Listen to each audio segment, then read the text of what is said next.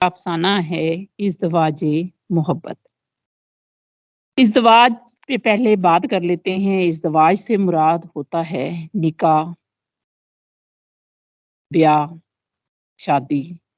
ازدواج محبت یعنی محبت کی شادی۔ سجاد حیدر یلدرم کا یہ افسانہ ہے۔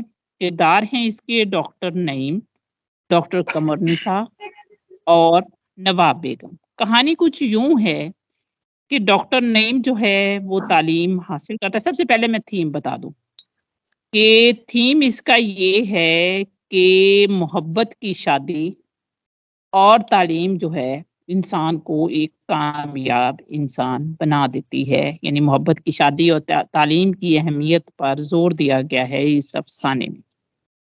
مرکزی کردار ہے ڈاکٹر نعیم، جو کہتا ہے کہ میں نے جب اپنے علاقے یعنی برے صغیر پاک و ہند میں تعلیم حاصل کر لی تو میرے والد صاحب نے جو ملازم تھے اور تعلیم کے بہت بڑے حامی تھے، انہوں نے مجھے انگلستان بھجوا دیا تاکہ میں اعلیٰ تعلیم حاصل کروں۔ انگلستان میں تعلیم حاصل کرنے کے بعد میں ڈاکٹر بن گیا اور مجھے واپس آنے پر میرے والد نے میری جاب سول سرجن کے طور پر کروا دی۔ جب میں سول سرجن بنا تو میرے زیر نگرانی بہت سارے زنانہ ہسپتال بھی آئے، جن میں سے ایک ہسپتال ایسا تھا جس میں ایک لیڈی ڈاکٹر قمر النساء کام کرتی تھی۔ ڈاکٹر قمر النساء اپنی خوبصورتی، لباس اور پہناوے میں اپنی مثال آپ تھی۔ لوگ جو تھے اس کے رکھ رکھاؤ، اس کے حسن و جمال اور اس کے پہناوے کی وجہ سے اسے شک کی نظر سے دیکھتے تھے، لیکن اس کی شخصیت کا اثر کچھ ایسا تھا کہ اسے وہ میلی نگاہ سے دیکھ نہیں سکتے تھے۔ ڈاکٹر نعیم اور ڈاکٹر قمر النساء نے آپس میں انسیت محسوس کی اور جلد ہی یہ انسیت محبت میں بدل گئی اور ان دونوں نے شادی کر لی۔ شادی کی پیشکش جب نعیم نے کی تو اس نے یہ کہا کہ تم بہت زیادہ امیر نہیں ہو ڈاکٹر نعیم کو، لیکن بالآخر قمر النساء مان گئی اور ان دونوں کی شادی ہو گئی۔ شادی کے بعد ان دونوں نے، چونکہ قمر النساء کے بہت زیادہ لوگ جو تھے مخالف تھے اس کے فیشن، اس کی رکھ رکھاؤ، اس کی امیری کی وجہ سے، تو بہت سارے لوگوں نے ان کے خلاف عرضیاں دی، شکایت کی، تو اعلیٰ افسران نے ان دونوں کو نوکری سے برخاست کر دیا اور اس ریاست سے یعنی انگلستان سے نکال دیا۔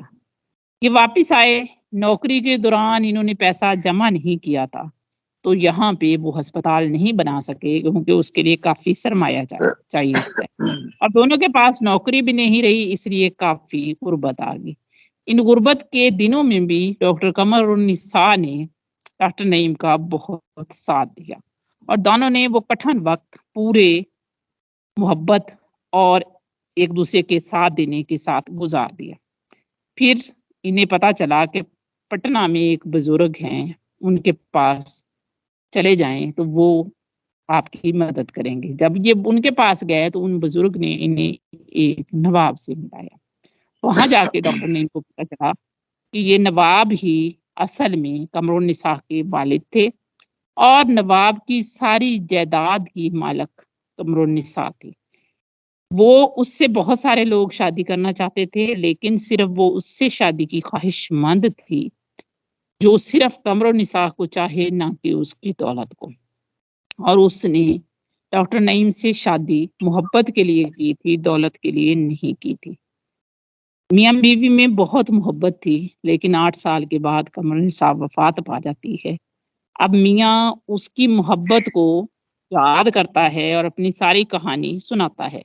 اس کی ایک بیٹی بھی ہے نجم النساء، اور اپنی ساری دولت علی گڑھ یونیورسٹی میں دینے آتا ہے تاکہ وہاں ایک مثالی ادارہ قائم ہو جو اس کی بیوی قمر النساء کی طرح عورتوں کو تعلیم یافتہ بنائے۔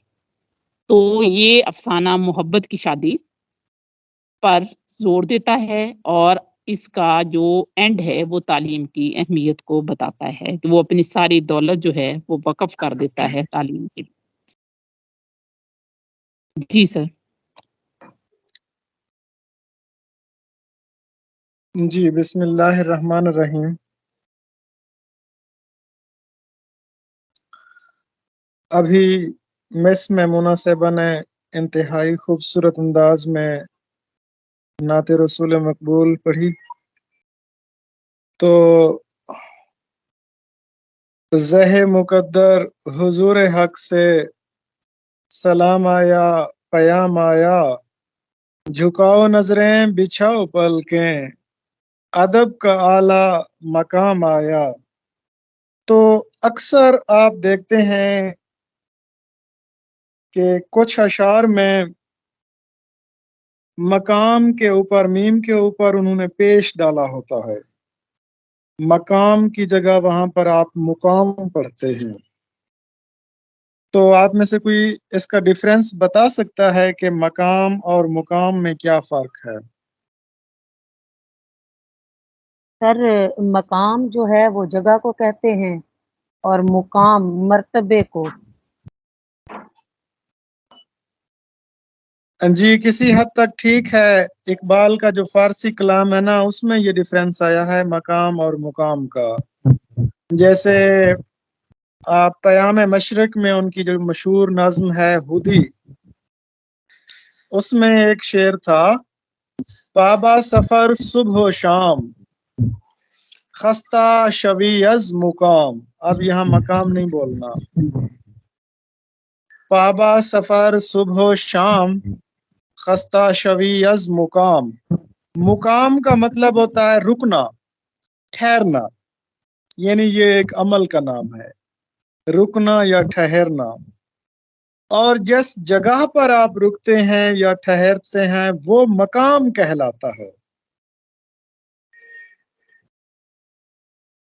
تو آپ کا رکنے کا عمل مقام، یعنی ٹھہرنے کا عمل مقام، اور جس جگہ پر آپ رکتے ہیں اس کو مقام کہتے ہیں. منزل، مقام، ٹھکانہ، رکنے کی جگہ. اس کے بعد آج ہم نے پڑھنا ہے فعل. فعل جس کو ورب کہا جاتا ہے، کسی کام کا کرنا، ہونا یا سہنا زمانے کے لحاظ سے پایا جائے تو اس کو فعل کہتے ہیں. انگریزی میں اس کو ورب یا ایکشن کہا جاتا ہے. تو معنی کے لحاظ سے فعل کی دو قسمیں ہیں، فعل لازم اور فعل متعدی. فعل لازم ایسا فعل جو صرف فاعل کو چاہے، جیسے اسلم دوڑا، علی آیا، اس میں صرف فاعل درکار ہوتا ہے. جبکہ فعل متعدی میں فاعل کے ساتھ ساتھ مفعول کی بھی ضرورت ہوتی ہے. جیسے اسلم نے خط لکھا، علی نے کرکٹ کھیلی، اسامہ نے سیب کھایا. تو ایسا جملہ جس میں فعل، فاعل اور مفعول تینوں چیزیں موجود ہوں وہ فعل متعدی کہلاتا ہے. اور ایسا فعل جو صرف فاعل کو چاہے، اس میں مفعول کی ضرورت نہیں ہوتی، اس کو ہم فعل لازم کہتے ہیں. قدر یا اقدار، اقدار کسے کہتے ہیں؟ اقدار حسن اخلاق کو کہا جاتا ہے. اقدار کسی بھی معاشرے کے اندر جو مثبت خوبیاں ہوتی ہیں ان کو بھی اقدار کہا جاتا ہے، جن کو انگریزی میں ویلیوز کہا جاتا ہے. کسی بھی معاشرے کے اندر جو ان کی بہترین خوبیاں ہوتی ہیں ان کو اقدار کہا جاتا ہے. اقدار مختلف قسم کی ہو سکتے ہیں، نظریاتی بھی ہو سکتی ہیں، مذہبی بھی ہو سکتی ہیں، سیاسی سماجی بھی ہو سکتی ہیں، اور ادبی اقدار بھی ہو سکتی ہیں. یعنی وہاں پر اس معاشرے میں کس قسم کا ادب تخلیق کیا جا رہا ہے تو وہ ادبی اقدار کے زمرے میں آئے گا. قدر کی جمع اقدار ہے. اقدار کا مطلب ہوتا ہے حسن اخلاق، یعنی کسی بھی معاشرے کے اندر جو بہترین خوبیاں ہوتی ہیں، کسی بھی معاشرے یا کسی بھی فرد کی جو بہترین خوبیاں ہوتی ہیں ان کو اقدار کہا جاتا ہے. یہ اقدار یا ویلیوز یا قدریات کسی بھی معاشرے کے ذہنی رجحانات اور رویوں کی عکاس ہوتی ہیں. جی نیکسٹ.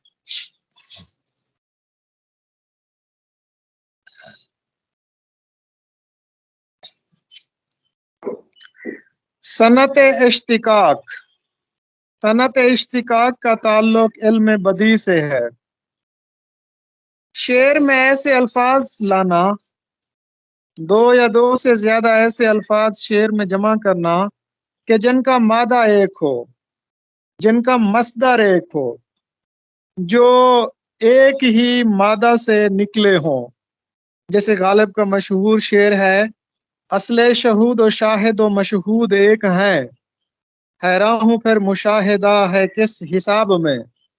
تو شہود، شاہد، مشہود، مشاہدہ یہ سارے ایک ہی مصدر سے نکلے ہیں. دن کٹا فریاد میں اور رات زاری میں کٹی، عمر کٹنے کو کٹی پر کیا ہی خاری میں کٹی. تو یہاں پر زاری اور خاری، تو یہ دو الفاظ ایک ہی مادے سے نکلے ہیں.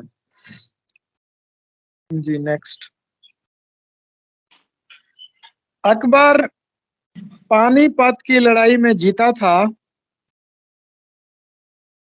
20 اپریل 1526 کو.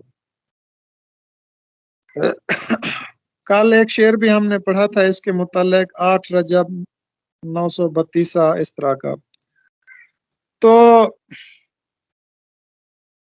مجھے تھوڑا سا میں نے وہ بتانا تھا آپ کو اشتقاق کے بارے میں. اشتقاق کے متعلق ریاض سحر کا ایک خوبصورت شعر ہے، نکالے سینکڑوں مضموں، نکالے سینکڑوں مضموں سحر دم تحریر. یہاں سحر سے مراد ان کا تخلص ہے، ریاض سحر. نکالے سینکڑوں مضموں سحر دم تحریر، قلم نے جب سے قدم اشتقاق میں رکھا. قلم نے جب سے قدم اشتقاق میں رکھا تو اشتقاق میں نئے الفاظ نکالے جاتے ہیں. یہ ہم جنس الفاظ ہوتے ہیں، ایک ہی نوع اور ایک ہی جنس کے جو الفاظ ہوتے ہیں. اچھا، اس کے بعد ہے پانی پت کی لڑائی.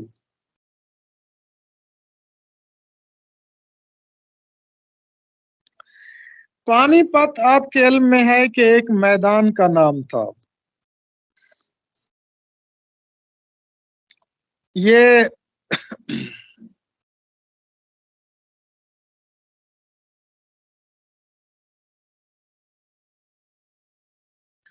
دلی سے تقریباً 60 میل شمال کی طرف ایک بہت بڑا میدان تھا. پانی پت میں 3 جنگیں ہوئی تھیں. ایک تو پانی پت الطاف حسین حالی کا مرز بوم ہے، ان کی جنم بھومی ہے. پانی پت میں الطاف حسین حالی 1837 کو پیدا ہوئے تھے. دوسرا، پانی پت میں 3 لڑائیاں ہوئی تھیں بڑی مشہور. پانی پت کی جو پہلی لڑائی تھی وہ پہلے مغل بادشاہ ظہیر الدین بابر اور ابراہیم لودھی کے درمیان 1526 میں ہوئی تھی. اس کی ڈیٹیل میں آپ کو بتا چکا ہوں کہ 1 لاکھ فوج تھی ابراہیم لودھی کی اور 12,000 ظہیر الدین بابر کے. سب سے پہلے توپ کا استعمال اسی جنگ میں کیا گیا. اس کے بعد جو پانی پت کی دوسری لڑائی ہوئی تھی وہ 1556 کو ہوئی تھی. پہلی 1526 کو، دوسری لڑائی 1556 کو ہوئی تھی، نومبر 1556 کو. تو یہ جو لڑائی تھی یہ ہمایوں اور بیرم خان کے درمیان ہوئی تھی. اور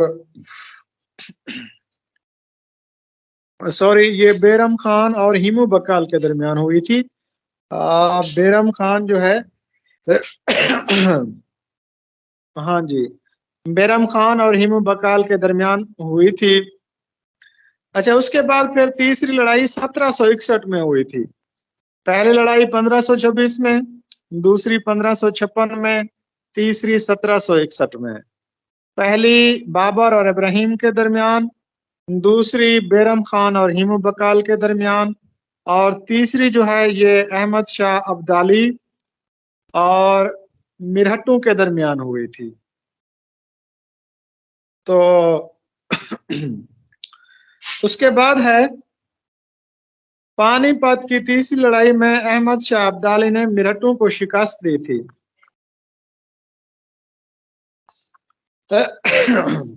اس کے بعد ہے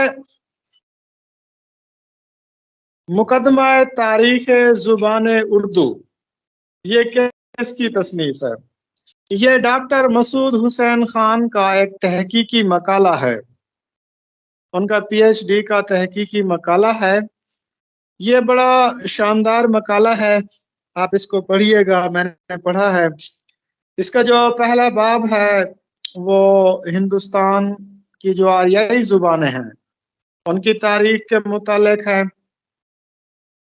اور اس کے بعد ان کا جو دوسرا باب ہے وہ جدید آریائی زبانوں کے متعلق ہے، اور اس کے بعد پھر اس کا جو تیسرا چیپٹر تھا اس تھیسس کا وہ ہندوستانی زبان جو ہے جس کو اردو کہا جاتا ہے اس کے ارتقاء کا متعلق نظریہ پیش کیا گیا۔ یعنی انہوں نے کہا تھا کہ اردو زبان دراصل کھڑی بولی سے بنی ہے۔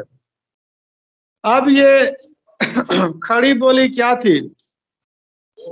کھڑی بولی یہ وہی بولی ہے کہ جس کو دہلوی زبان بھی کہا جاتا ہے، ہندوستانی بھی کہا جاتا ہے، اور جس کو کوروی بولی بھی کہا جاتا ہے۔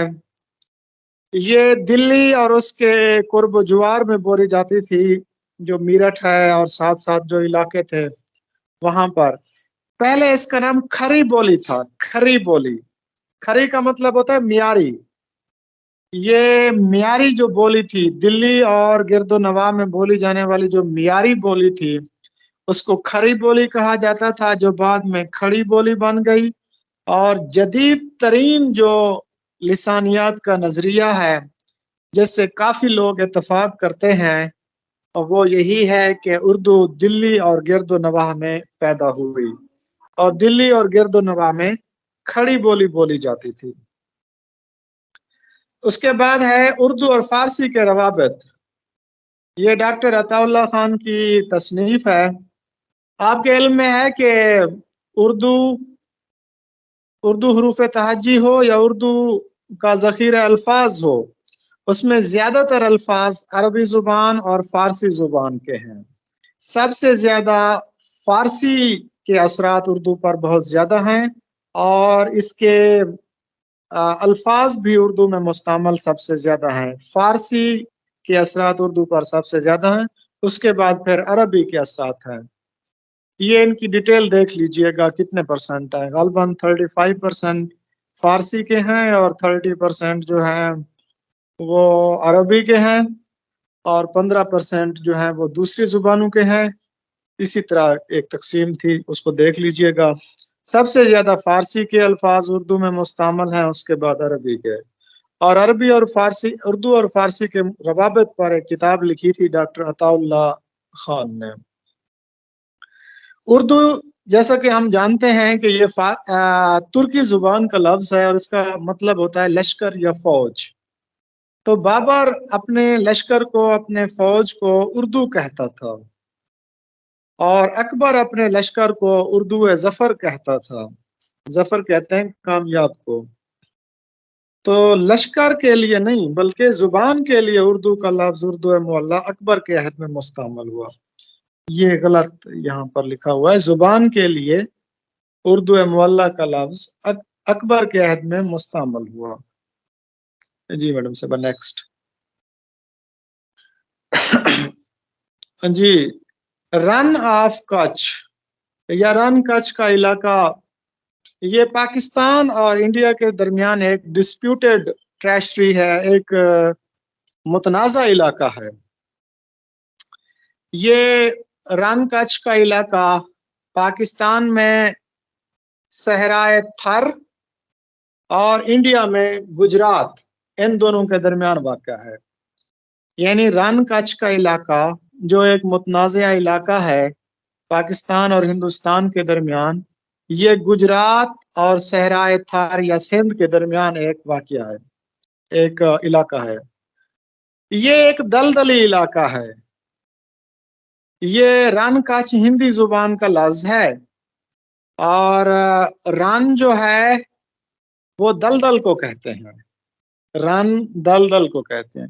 یہ وہ والا زن یا رن سے مراد عورت وہ نہیں ہے، بلکہ رن یہ ہندی زبان کا لفظ ہے، اس کا مطلب ہوتا ہے دلدل۔ تو یہ ٹوٹل 10,000 مربع میل اس کا علاقہ ہے۔ تو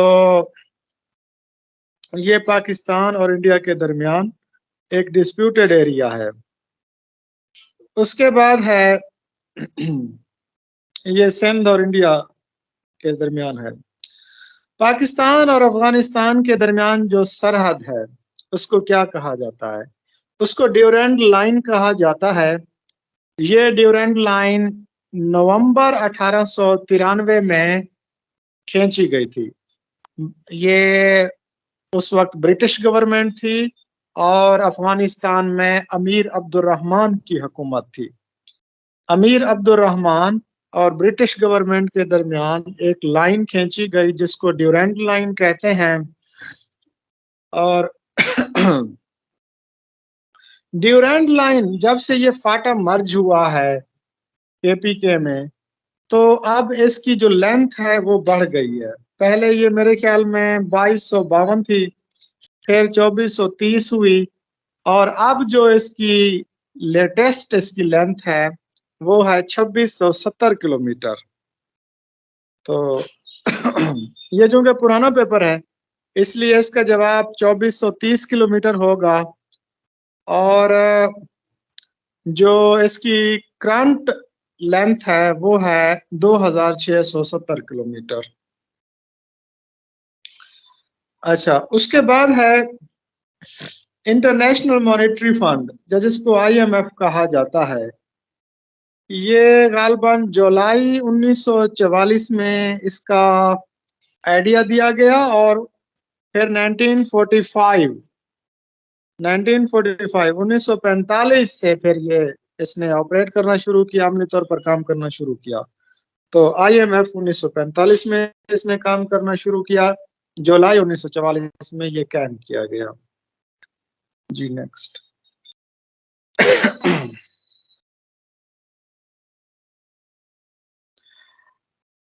اچھا جی، current chairman joint chiefs of staff committee, Pakistan کے جو موجودہ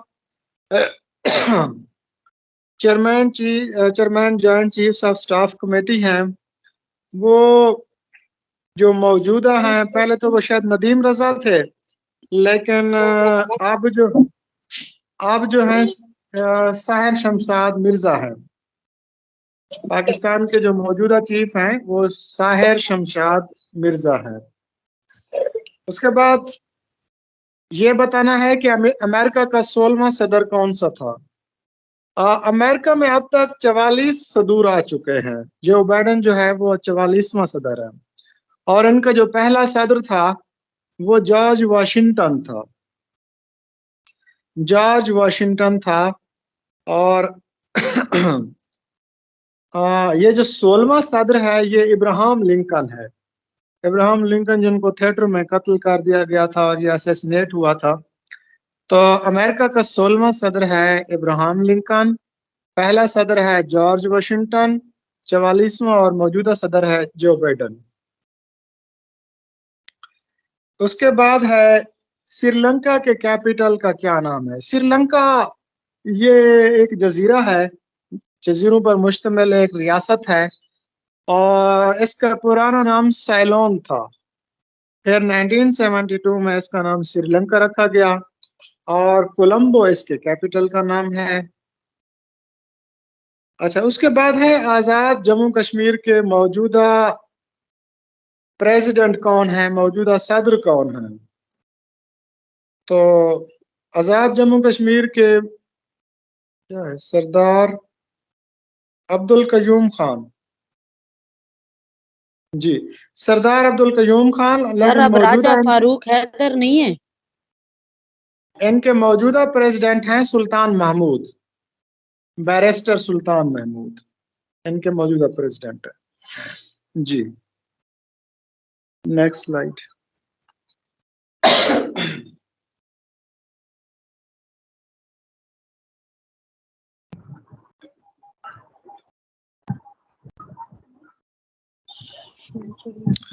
जी एजुकेशन का पोर्शन है। हमारा जो पहला फलसफा था आइडियलिज्म या मिसाल पसंद फलसफा अफलातून का, उसके बाद फिर रियलिज्म का फलसफा एरिस्टोटल या अरस्तू का, फिर जो तीसरा फलसफा आया वो नेचुरलिज्म का फलसफा था, नेचुरलिस्ट फलसफा, जिसके बानी थे जॉन जैक्स रोसो। उनका कहना था कि फितरत जो कुछ है वो हकीकत है, यानी कि हमारा तो जो इस्लामी फलसफा है उसमें रियलिटी ये है कि खुदा की जात हकीकत है, लेकिन जो नेचुरलिस्ट थे वो कहते थे कि ये जो कायनात है, कायनात में मौजूद मादा है हर चीज, वो हकीकत है।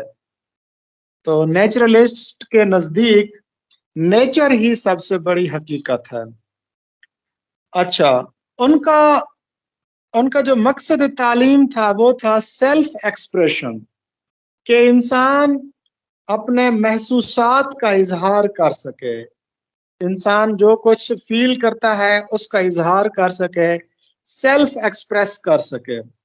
तो उनके नज़दीक तालीम का सबसे बड़ा मकसद सेल्फ एक्सप्रेशन था, अपने ख्यालात का बेलाग इजहार जिसको कहते हैं।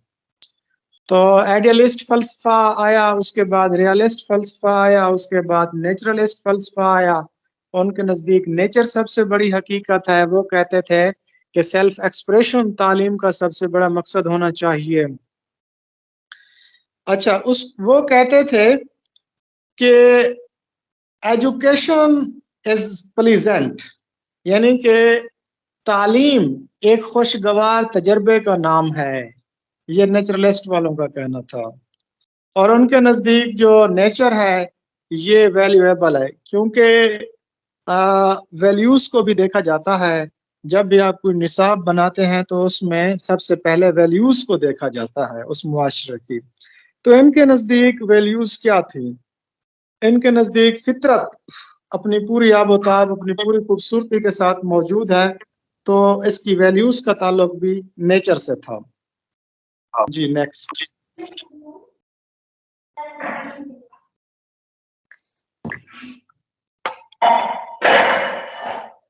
जी, कायनात के अंदर जो चीजें मौजूद हैं वही हकीकत है, ये पढ़ चुके हैं। नेचुरलिज्म किसने पेश की थी? Was presented by John Jacques Roseau, ये भी पढ़ चुके हैं। अच्छा, नेचुरलिज्म वालों का कहना था कि जिस्म और माइंड में कोई फर्क नहीं है। आप देखें, तरतीब से देखें। आइडियलिस्ट कहते थे कि सबसे बड़ी हकीकत माइंड है, उसके बाद रियलिस्ट वाले कहते थे नहीं, सबसे बड़ी हकीकत मादा है, मैटर है, बॉडी है। उसके बाद फिर नेचुरलिस्ट आ गए, वो कहने लगे नहीं जी, बॉडी और माइंड में कोई डिफरेंस नहीं है, सारे ही सबका ही ताल्लुक नेचर से है। उसके बाद जो इंसान के हवा से खमसा है, ये सबसे पहले नेचुरलिस्ट वालों ने कहा था कि ये गेट वे ऑफ नॉलेज है, कि हमारा जितना भी नॉलेज है वो इन्हीं 5 सेंसेस के जरिए आता है। अच्छा, उसके बाद सबसे पहले नेगेटिव एजुकेशन का नारा भी इन्होंने लगाया था। एजुकेशन में सिर्फ पॉइंट्स याद करने होते हैं, सेल्फ एक्सप्रेशन और उसके बाद नेगेटिव एजुकेशन। अब ये नेगेटिव एजुकेशन क्या है? नेगेटिव एजुकेशन का नजरिया सबसे पहले जॉन जैक्स रोसो ने दिया था।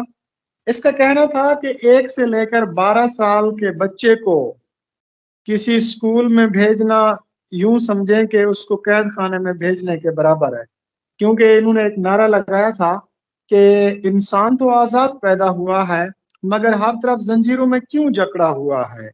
तो ये चाहते थे, ये समझते थे कि किताबें इंसान के लिए जहर हैं और जो स्कूल हैं, मदरसे हैं, जो तालीम गाहें हैं, वो इनके लिए जेलें हैं।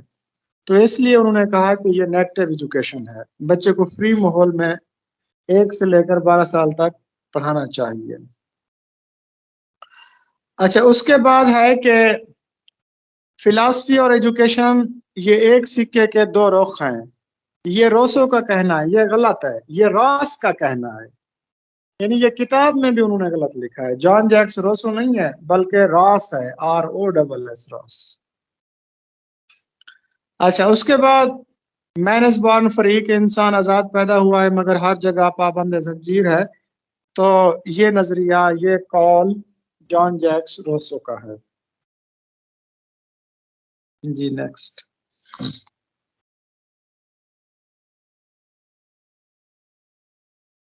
جی مس میمونہ صاحب اس کو ریڈ کیجیے ذرا. جی سر. جدید اردو نظم کا آغاز کہاں سے ہوا؟ سب سے پہلے دیکھیں آباد پنچ ہے، یہ ایک رسالے کا نام ہے. تہذیب الاخلاق یہ بھی رسالہ. انجمن حمایت اسلام یہ ایک تنظیم کا نام ہے. انجمن پنجاب یہ بھی تنظیم کا نام ہے. عام طور پر ان چاروں چیزوں کے متعلق ضرور سوال پوچھے جاتے ہیں کمیشن کے پیپر میں. سب سے پہلے تو یہ پوچھتے ہیں کہ اودھ پنچ کا آغاز کب ہوا؟ 1877 میں.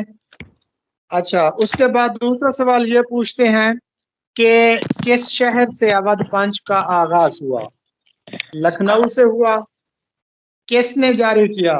منشی سجاد حسین نے جاری کیا. اچھا یہ کس قسم کا رسالہ تھا؟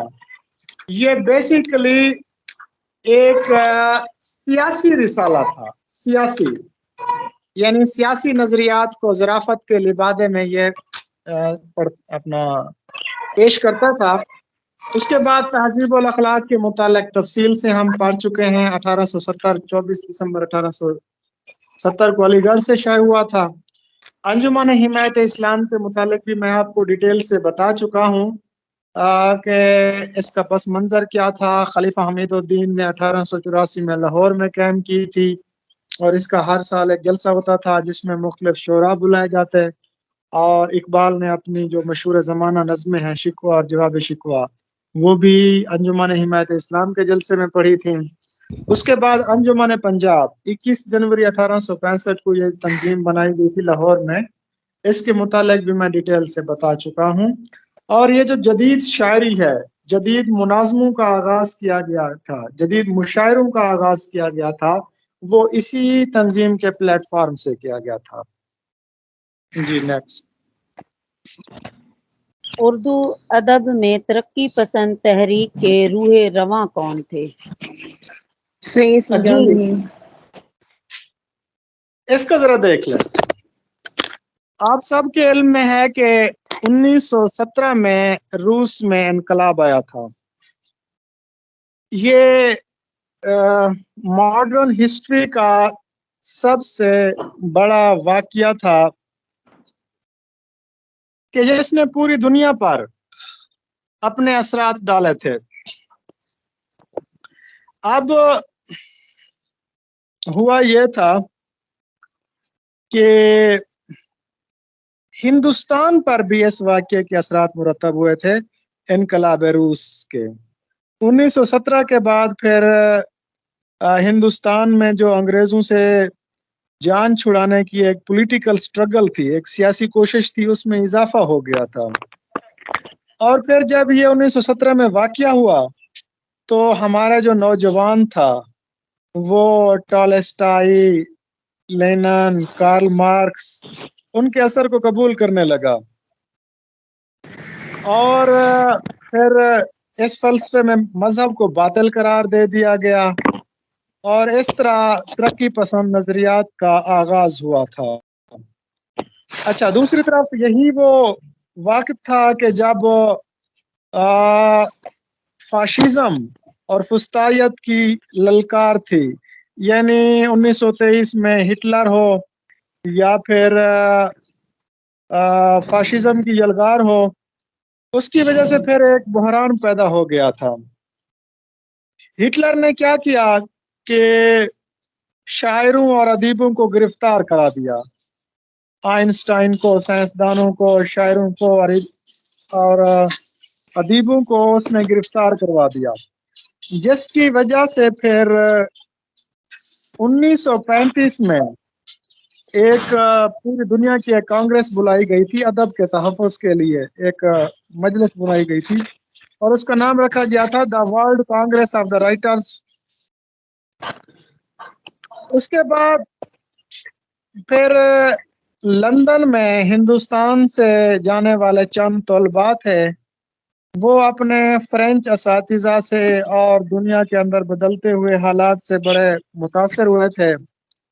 پھر انہوں نے لندن کے ایک نان کنگ ریستوران میں، اکثر لوگ اس کو ناکنگ ریستوران پڑھتے ہیں، ناکنگ ریستوران نہیں ہے بلکہ کون سا ہے؟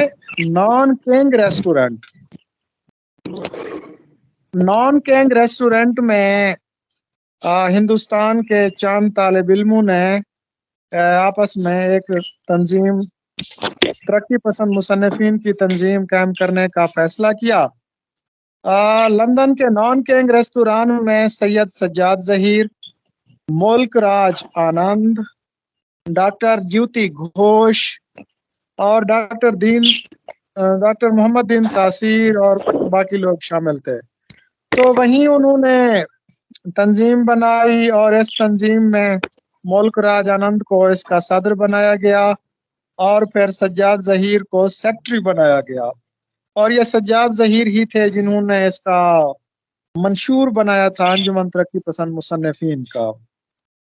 تو اس میں جو انہوں نے منشور بنایا تھا وہ یہ تھا کہ فن کو قدامت پرستوں کے چنگل سے آزاد کرایا جائے، فنون لطیفہ کو عوام کے قریب لایا جائے، یعنی ادب برائے زندگی کا نعرہ انہوں نے بلند کیا۔ اچھا، ادب کے اندر بھوک، افلاس، غربت، معاشرتی پستی اور سیاسی غلامی جیسے موضوعات لائے جائیں، حقیقت نگاری پر زور دیا جائے، روحانیت اور تصوف اس سے پرہیز کیا جائے۔ اچھا، اس کے بعد ماضی کی جو روایات ہیں ان کا اثر نو جائزہ لیا جائے، جو ماضی کے صحت مند نظریے ہیں ان کو پروموٹ کیا جائے۔ اچھا، تو دوسرے لفظوں میں ادب کو جمود سے باہر نکالا جائے۔ تو اس پر سب سے زیادہ کام سید سجاد ظہیر نے کیا، اور جو انگارے شائع ہوئی تھی ترقی پسند تحریک کے زیر اثر، اس میں بھی سب سے زیادہ افسانے انہی کے تھے۔ اور پھر انہوں نے جب یہ قید میں تھے انہوں نے روشنائی نامی ایک کتاب بھی لکھی تھی، وہ بھی ترقی پسند تحریک کی تاریخ کے متعلق۔ تو ترقی پسند تحریک کے روح رواں سید سجاد ظہیر تھے۔ جی میڈم صاحب نیکسٹ۔ شاعر کشمیر کے لقب سے کون ملقب ہیں؟ جی یہ بھی ہم بارہا پڑھ چکے ہیں، محمد دین فوق، مجدد کاشمارا یا پھر شاعر کشمیر۔ کسی قائل کا قول منوعاً اسی کے الفاظ میں درج کرنے کے لیے رموز اوقاف کی کون سی علامت آتی ہے؟ جی کسی کا قول، آپ ذرا دیکھ لیں، قائد اعظم کا فرمان ہے کام کام اور کام۔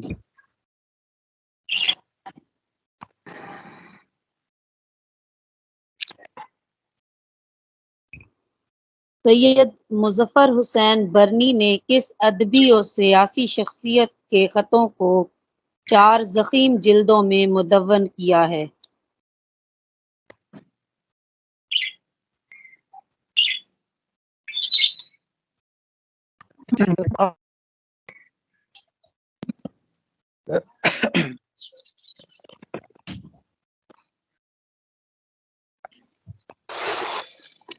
جی میں منا آپ کے ہاتھ سر شاید کال وغیرہ آ گئی سر۔